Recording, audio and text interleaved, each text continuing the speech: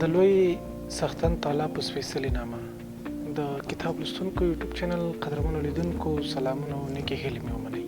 د تاریخ کار دا دی چې په یو جغرافیه د زمانې هر تیر شوي ادلون بدلون ته په خپله لمن کې ځای ورکړي او خوندي یې کړي.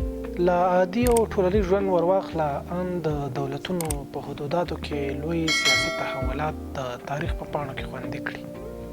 تاریخ نه یوازې د یو دولت تاریخي پیښې او واقعیات ساتي، بلکې د یو ځانګړي دولت د تاریخ سره هممهاله د نړۍ د تاریخ پیښې هم په خپل هر سینه کې ځایوي.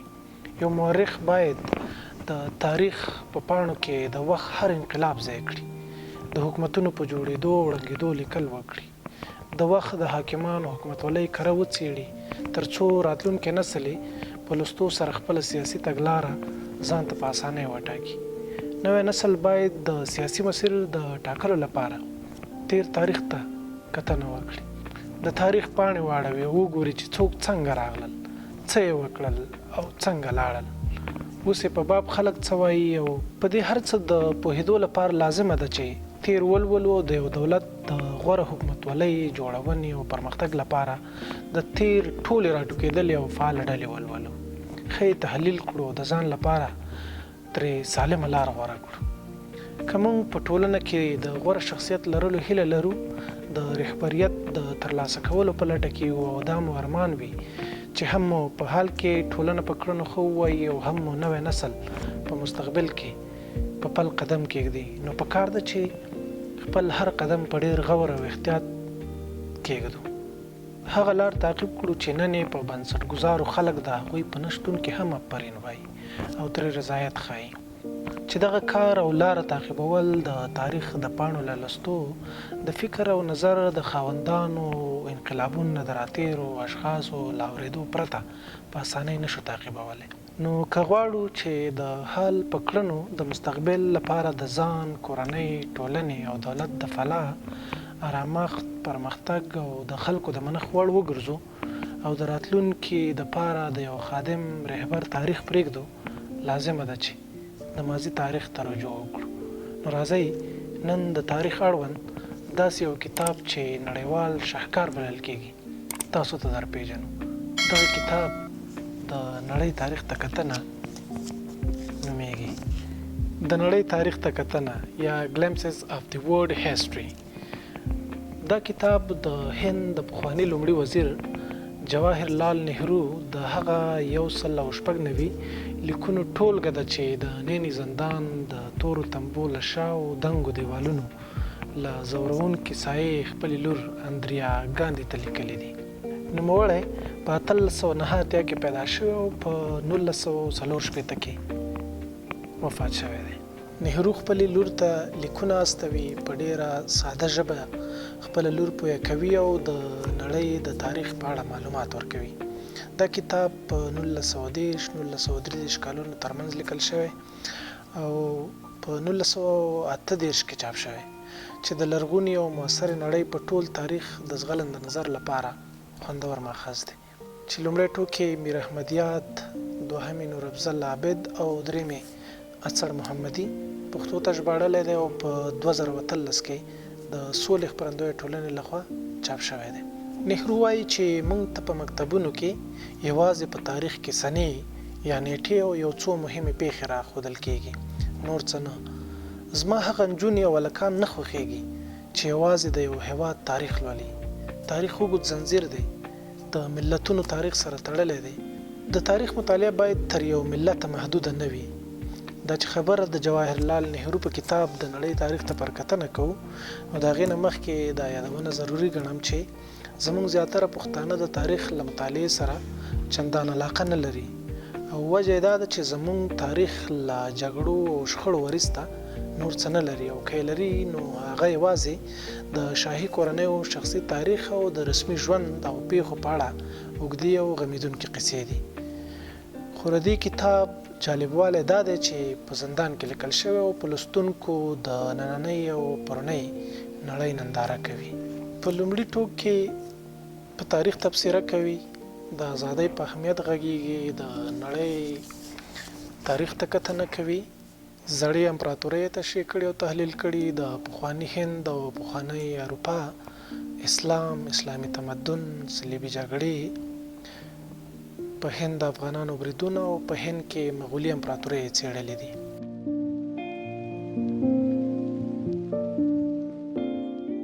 په دوهم ټوک کې په صنعتي انقلاب، ماشینونو، جمهوریت، دیموکراسۍ، د نړۍ اقتصاد چې هند د نړۍ سره بولي، همداشان د تاریاکو له جګړې نیولې، بیا د 19مې پېړۍ په جګړو د هغه وخت مستعمرې تشریح کړي. د اسلامي دور زوال ته یې کتنه کړې او نړیواله جګړه او په نړۍ تاثیرات پکې تشریح کړي دي. په دریم ټوک کې په آیرلینډ او جمهوریت غږیږي او بیا عثماني امپراتورۍ ته ورګرځي او د هغې پر زوال همداشان د مهاتما ګاندي او په هند کې د هغه په رول او مبارزه باندې بحث کوي او په یاده سیمه کې استعمارګر قوتونه راپېژني. عربي نړۍ ته هم سر ورښکاره کړی او په ټوله کې د نړۍ په اقتصاد غږېدلی چې څوک حاکم او څوک محکوم دي. خو زموږ تاریخ ولې له کړاوونو ډک دی؟ ځکه چې د نوو افکارو پر وړاندې مو د ذهن دروازې تړلې دي او اجازه نه ورکوو چې نوي افکار مو ذهن را روښانه کړي. همدا وجه ده چې شاته پاتې یو. هغه خلک چې د نوو بدلیدونکو حالاتو سره ځان نشي عیارولی، وخت په وخت به لکه زمونږ ټکرې خوري. په د اوسنۍ ماډرن زمانه او نړۍ کې به څوک زوړ فکر په لوړه بیه واخلي؟ نه، هېڅکله نه. حل لاره یې دا ده چې باید نوو افکارو ته غېږ خلاصه کړو. که همداسې خپل ضد ته دوام ورکړو، څو کاله وروسته به بیا له الوتکو راغورځېږو او پرمختللې نړۍ به مو تماشه کوي. د تاریخ په لوست موږ په دې پوهیږو چې نړۍ څنګه ورو ورو پرمختګ کړی او ابتدایي حیواناتو څنګه خپل ځای پیچلو ته پرېښود، تر دې چې بیا له ټولو بد حیوان یعنی انسان د خپلې پوهې په زور پرې برلاسی شو. له وحشیتوبه تر تمدنه چې کوم مزل شوی، دغه کیسه تاریخ نومیږي. انسان کې د مرستې او تعاون فکر څنګه پیدا شو او زموږ مرام باید دا ولې وي چې ټول د عمومي ګټې او ښېګڼې لپاره کار وکړو. خو ځینې وخت چې د تاریخ ځینو دورو ته ګورو، داسې ښکاري چې دې مرام چندانې پرمختګ نه دی کړی او موږ لا هم په کافي اندازه متمدن او پرمختللي نه یو. نن هم د تعاون ډېر کمی دی. یو هیواد یا خلک یې د خپل غرض لپاره پر نورو بریدونه او ظلمونه کوي. یو انسان بل انسان خوري. که سلګونه زره کاله پرمختګ سره موږ نن هم دومره ناکاره او نیمګړي یو، نو خدای خبر څومره پیړۍ نورې پکار دي چې زموږ عمل پکې هغسې شي لکه د پوهو او معقولو خلکو چې باید وي. تاریخ کې داسې دورې هم تېرې شوي چې په دې برخه کې زموږ له دورې څو ځلې ښې وي. یعنی انسان په مراتبو ډېر مهذب او متمدن و. دې سره هرومرو دا پوښتنه پیدا کېږي چې زموږ نړۍ پرمختګ کوي که شاتګ؟ خپله زموږ هیواد تیر ماضي ته که وګورو، ډېر روښانه و. یعنی له هر پلوه تر اوسنی وخت غوره و. د دې کتاب مطالعه به نه یوازې د تاریخ لوستو سره ستاسو علاقه پیدا کړي، بلکې د سیاست زده کړې ته به مو هم وهڅوي او د نړۍ تاریخي څیر به در باندې ډېر لنډ او معقول ولولي. که د څو ښېګڼو خبره کوو، نو اولنۍ ښېګڼه یې دا ده چې د نړۍ د بشپړ تاریخ لوستو مو خلاصوي. که ووایو چې دا کتاب خپله تاریخ نه دی بلکې په تاریخ تبصره ده، نو بده به نه وي. دلته زموږ هغه پوښتنه هم حل کېږي چې زموږ تاریخ ولې وچ کلک او ستړی کوونکی دی. ځکه چې موږ یوازې تاریخ لرو خو په تاریخ تبصره نه لرو او نه چاته اجازه ورکوو چې نقد یې کړي. دویمه دا چې په دې کتاب دا د پیړۍ اوړي، په یوه پیړۍ کې نړۍ ډېره بدله شوې ده. د یو سیاسي فعال انسان په توګه نهرو ځینې وړاندوینې هم کړې وې چې د ځینو وړاندوینو یې سړی پوهېږي چې دوی حالات څومره ژور مطالعه کول او په شمار خبرې یې کولې. که زموږ ځیرک لوستونکي دغه وړاندوینې ولولي او د اوسنیو حالاتو سره یې تحلیل کړي، نو یو خوا به د تاریخ د جریاناتو په بدلون پوه شي او بل به یې د نهرو د سیاسي فکر او لیدلوري په اړه ذهن خلاص شوی اوسي. دریمه خبره دا ده چې د ځینو تاریخي واقعیتونو هغه سوی تفاهم چې یا یې موږ لرو یا یې هندیان لري او ځینې وخت زموږ او د هندیانو ترمنځ د جار و بحث سبب ګرځي، لکه په هند کې عمومي نظر دا دی چې سلطان محمود غزنوي په سومنات یوازې د شتمنۍ ترلاسه کولو لپاره برید کړی. حال دا چې نهرو دغه نظر ردوي او وایي چې محمود غزنوي د یو جنګالي په توګه اړو چې خلک د ځان تابع کړي، نو ځکه یې پر سومنات معبد برید وکړ او د جنگ د اصولو سره سمې د یاد معبد خزانه د غنیمت په توګه خپله کړه. پښتون او افغان لوستونکي ته دا کتاب د ټولې نړۍ تاریخ نه دی، بلکې دا یوازې د نړۍ تاریخ ته ځغلنده کتنه ده.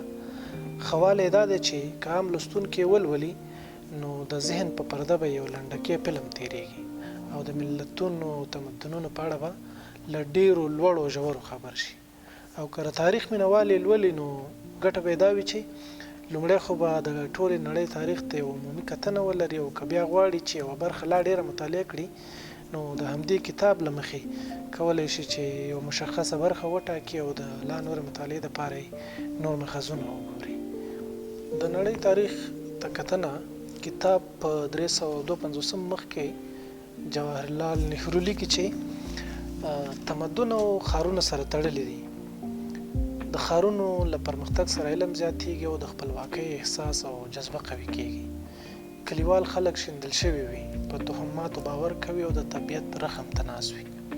دوی سخت کار کوي، آرام یې لږ وي، د خپلو بادارانو له خبرې نشي اوږدی. خو بله خوا د ښار خلک زیاتره یو ځای اوسېږي او د مدني ژوند زده کړو، بحث، پلټنو او فکر فرصتونه ورته ډېر وي. مګر په اوسنیو حالاتو کې زموږ د ښارونو پرمختګ ټکنی شوی او تمدن کډه تړلی په سر ګرځي. څه به کوو که څو ورځې وروسته یا څو میاشتې وروسته زموږ ژوند او تمدن د ښارونو په اوږو بوج شي او ایسته یې ګزار کړي. په هر حال دا اول ځل دی چې ما د تاریخ اړوند یو پڼ کتاب دومره په شوق ولوست. که څه هم نهرو د یاد کتاب په بېلابېلو برخو کې د افغان مشرانو او اتلانو په اړه ضد او نقیض خبرې لیکلي، خو په ټوله کې ویلی شو چې د دغه خبرو ډېری برخې زموږ په مشرانو کې باید وویل شي او ولیکل شي. نو خبره مې دا کوله چې تمدن او ښارونه سره تړلي وي، خو که زموږ همدا حال وي نو نه به نور تمدن او نظم وګورئ او نه به د ښارونو پرمختګ، بلکې ورځ تر بلې به مو مخ د غربت، بېوزلۍ طرحې له کبله تورېږي. خلاصه زموږ وطن لکه د وینې په کمښت اخته ماشوم ورځ تر بلې د وجود او ګور ترمنځ واټن کمیږي.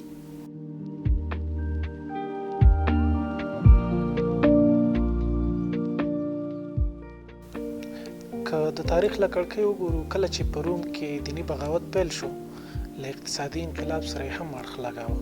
دې اقتصادي انقلاب ډېر ټولنیز، دیني او سیاسي بدلونونه هم راوړل. که په 14مه او 15مه پیړۍ کې د اروپا ننداره له لرې ځایه وکړئ نو وبه ګورئ چې دې ټولو فعالیتونو، خوځښتونو او بدلونونو په یو بل اغیز درلوده او په خپلو کې اړیکه درلوده. معمولا په دې دوره کې 3 ستر خوځښتونه روان وو چې یو یې رنسانس و، بل یې مذهبي اصلاح او درېیم یې انقلاب و. او دې ټولو ته ډېر پام کېده، خو د دې ټولو ترڅنګ همدا اقتصادي ستونزې او لوږې وې چې د اقتصادي انقلاب لامل شو. او دغه اقتصادي بدلونونه او انقلابونه په ټولنه کې تر نورو بدلونونو ډېر مهم وو. نهرو د جګړو په اړه لیکي چې پخوانیو وختونو کې جګړې په اصل کې مذهبي اړخ درلوده او ځینې وخت بیا د باچاهانو او سلطنتونو او کورنیو سیالیو پر سر رامنځته کېدلې. په اصل کې یو ملیت له سیاسي نظره پر نورو باندې یرغل وروړ او تیری به یې پرې کوه. او د دې ټولو لاملونو تر شا معمولا ځینې اقتصادي دلایل او اړخونه هم موجود وو. د بیلګې په توګه د اروپا او اسیا په لور د مرکزي اسیا د قبایلو زیاتره یرغلونه له دې امله وو چې لوږې به پسې اخیستل. اقتصادي پرمختګونه هم امکان لري چې خلک واکمن کړي او له نورو څخه وړاندې بوځي. حتی د اروپا او نورو ځایونو د جګړو تر شا همیشه یو اقتصادي لامل پروت او په کار وړل کېده. کله چې نوو دورانونو ته رسېږو ګورو چې مذهبي جګړې یا د پاچاهانو او کورنیو اختلافات او سیالۍ پای مومي. خو د یادولو وړ ده چې جګړې پای نه مني بلکې ډېرې خطرناکې او خونړۍ کېږي. خو نور د جګړې لاملونه په بشپړ ډول سیاسي او اقتصادي اړخونه لري، نه مذهبي.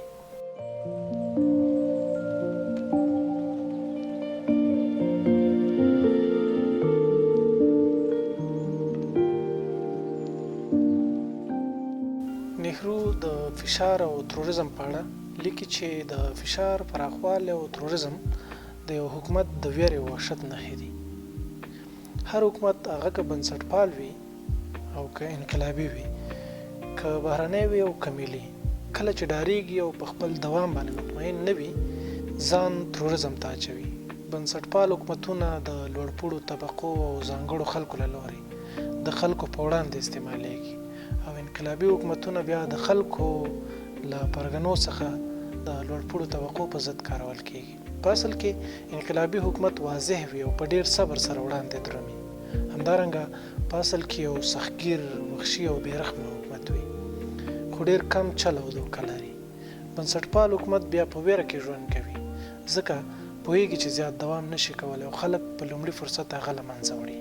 دا ډول حکومت د ازادۍ په اړه ډېرې خبرې کوي، خو له ازادۍ څخه هدف ځان او هغه څه وي چې د ده زړه یې غواړي. د عدالت په اړه خبرې کوي، خو هدف یې د روان حالت دوام وي چې د هغې په سوري کې حکومت کوي. سره له دې چې په هغه ډول حالاتو کې خلک لا تباه کېږي او له منځه ځي.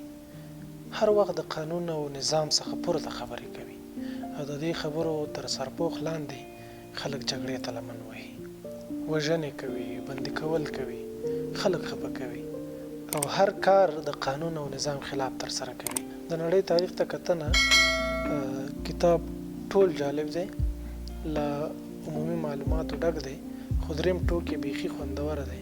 دا برخه یې تر ډېره د پخوانۍ او اوسنۍ عربي نړۍ په تیر نظامي، اقتصادي، سیاسي او ټولنیزه برخه باندې راڅرخي.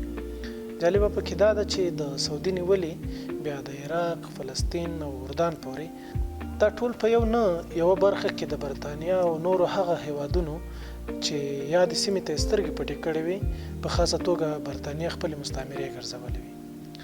فلسطین په څو ټوټو ویشل شوی و، له ډېرو کړاوونو تر دې مهاله را رسېدلی، خو هغه وخت سعودي عربستان ځان ښه په چپ نیولی و او کله کله به یې د نورو عربي هیوادونو له شرمه سترګې پټې کړې او خوله به یې وازه کړه.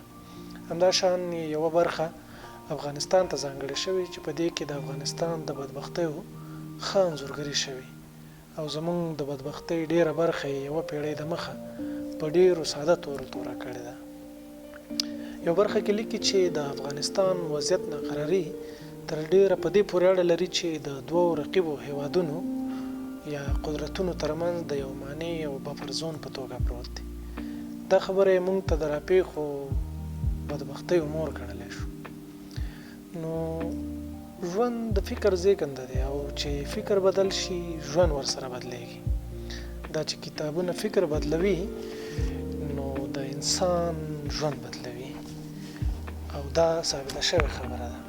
خو ځینې کتابونه داسې وي چې سمدستي اغېز کوي او ځینې نور بیا ډېر وخت په دې نیسي چې انسان باید ورپسې نوره مطالعه وکړي. په همدې خاطر تاسو ټولو ته د دغه کتاب د لوستو بلنه درکوم. باوري یم چې د دې کتاب له لوستو سره به مو د نړۍ په اړه فکر بیخي ډېر بدل او پراخه شي. نو حتما یې ولولئ. دا د تاریخ، سیاست، د مبارزې په اړه یو نړیوال شاهکار دی. نو ښه مطالعه ولرئ.